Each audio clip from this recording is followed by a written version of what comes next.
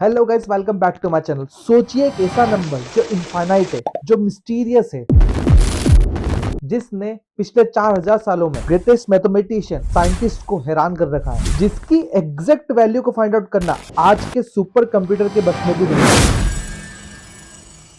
जी हाँ, ये कहानी है पाई की, मैथमेटिक्स का सबसे शानदार और मिस्टीरियस टॉपिक। लेकिन क्यों हमें पाई की जरूरत पड़ी? किसने सबसे पहले पाई को डिस्कवर किया? किसने इस 3.14 वैल्यू का नाम पाई रखा? मुझे देख करके सुन करके बहुत बुरा लगता है। मैंने ऐसी बहुत सारी वीडियो देखी जहां पर हमारे इंडियन मैथमेटिशियन साइंटिस्ट का बिल्कुल भी एक्सप्लेन नहीं किया गया, जबकि हमारे मैथमेटिशियन, हमारे साइंटिस्ट लोगों ने साइंस की दुनिया में बहुत बड़े बड़े काम किए हैं। आज की इस वीडियो में मैं परवेज अगवान आपका स्वागत करता हूं, जिसमें आज हम देखेंगे पाई की डिस्कवरी और इसके शानदार रहस्य, जिसको आपने कभी सुना भी नहीं होगा। तो जल्दी से वीडियो को लाइक करो और चैनल को सब्सक्राइब करके जरूर जाना।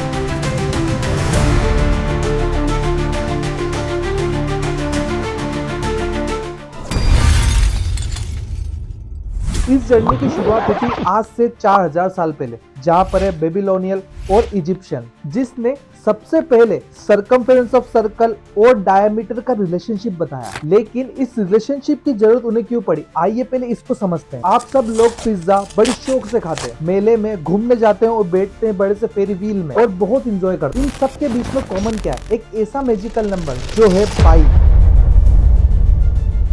ये पाई सिर्फ एक नंबर नहीं है, इट इज एवरीवेयर। अगर पाई नहीं होता तो शायद हम इस बड़े से फेरी व्हील में नहीं बैठ पाते और नहीं कर पाते इतना एंजॉय। जीपीएस आज शायद हमें गाइड नहीं कर पाते, नहीं भेज पाते इन सैटेलाइट को ऑर्बिट में। ऐसी ही कुछ जरूरत पड़ी होगी बेबीलोनियल और इजिप्शियंस को, क्योंकि उस समय ना तो कोई इंस्ट्रूमेंट थे, ना हमारे पास ऐसी पाई की कुछ वैल्यू थी। अब कैसे ये साइंटिस्ट कैलकुलेट कर पाते सर्कुलर एरिया को या फिर सिलेंड्रिकल ऑब्जेक्ट को? नहीं कैलकुलेट कर पा रहे थे कि एक सर्कुलर कुआं जो होता है उसके अंदर कितना अमाउंट ऑफ वाटर आ पा रहा है। दुनिया में हर चीज का इन्वेंशन तभी होता है जब हमें उसकी जरूरत होती है। इसलिए आज से लगभग 1900 से 1680 बीसी के बीच बेबीलोनियंस ने एक क्ले टेबलेट का यूज करके हमें अप्रोक्सीमेट पाई की वैल्यू बताई, जो थी 3.125। उस समय बेबीलोनियंस ने पाई की वैल्यू ऐसे निकाली कि उन्होंने ये अज्यूम किया कि सरकमफेरेंस ऑफ सर्कल जो होगा 3 टाइम्स होगा रेडियस के स्क्वायर का।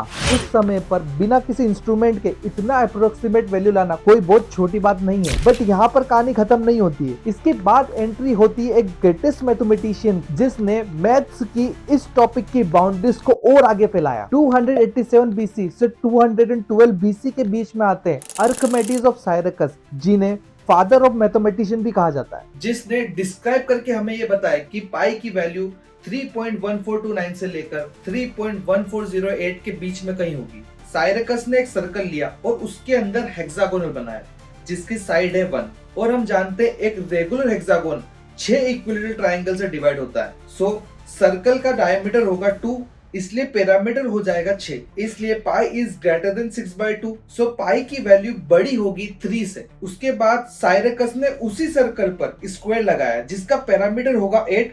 सो सरकमफेरेंस ऑफ सर्कल कहीं ना कहीं कम होगा 8/2 से, इसलिए पाई की वैल्यू भी कम होगी कहीं ना कहीं 4 से। इसी तरीके से साइरकस ने पाई की वैल्यू बताई, पर साइरकस अपने आप से सेटिस्फाई नहीं थे। साइरकस ने अपनी इस मेथड को और ज्यादा इंप्रूव किया और उसने हेक्सागोनल की जगह डोगागन से बाइसेक्ट किया और पाई की वैल्यू निकाली।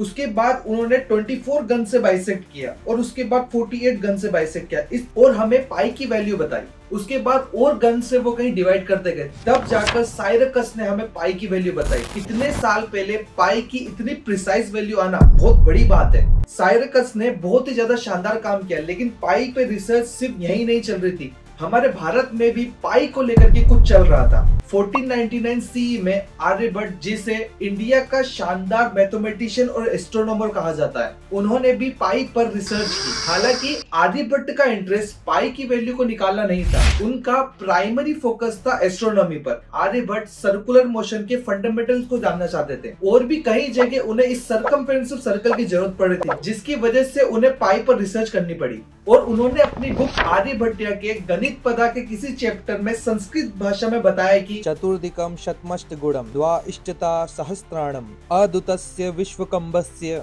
रत्न परिणाह। इसका मतलब मैं आपको समझाता हूँ। 100 में 4 को ऐड करो और उसमें 8 को मल्टीप्लाई करो, फिर उसमें 62,000 को ऐड करो। इस रूल से हमें सरकमफ्रेंस ऑफ सर्कल मिल जाएगा जिसका डायमीटर है 20,000। इसलिए पाई इक्वल्स टू हो जाएगा 62,000 अपॉन 20,000। तो पाई की वैल्यू अप्रोक्सीमेट आएगी 3.1416। आइए जानते आर्यभट्ट के और एक्सपेरिमेंट के बारे में। जीरो को आर्यभट्ट ने डिस्कवर किया। क्लास 10th 11th 12th तो आगे हम लोग जो साइन फंक्शन कोसाइन फंक्शन पढ़ते हैं ये भी हमें आर्यभट्ट ने ही दिए। उस समय आर्यभट्ट ने हमें लेंथ ऑफ ईयर बताया 365.5686 डेज।